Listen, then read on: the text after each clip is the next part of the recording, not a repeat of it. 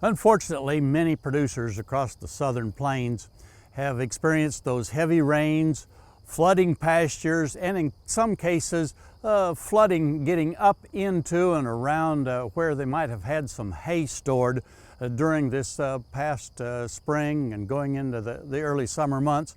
And the questions arise about that hay that got wet, and we know in many cases that hay will be moldy. What are the effects of moldy hay if we go ahead and try to feed it? Well, there's three things that I think we need to remember about moldy hay. Number one is that of the livestock species that many of us have on our ranches, horses and cattle, horses are the most sensitive to moldy hay, and certainly probably want to avoid feeding any moldy hay to horses.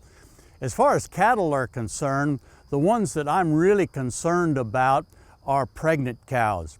We do know that moldy hay can cause some fungal abortions of pregnant cows, and so keep that in mind if you have some of that hay around next fall and winter and you're putting that out for those pregnant cows that are calved the following spring.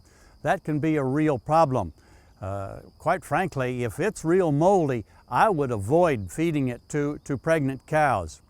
The third thing that I want you to keep in mind about moldy hay is that there is a human health factor involved as well.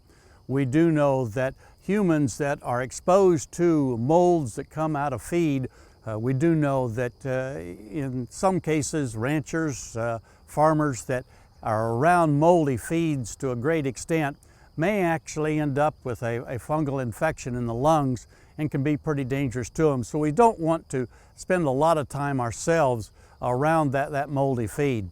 Quite frankly, if we've got any alternatives other than that hay that's been exposed to flooded waters and has caused a lot of mold, I would just assume that we use it for erosion control or dispose of it some other way rather than feed it to livestock.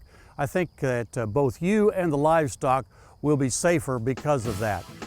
Hey, we look forward to visiting with you again next week on Sun Up's Cow Calf Corner.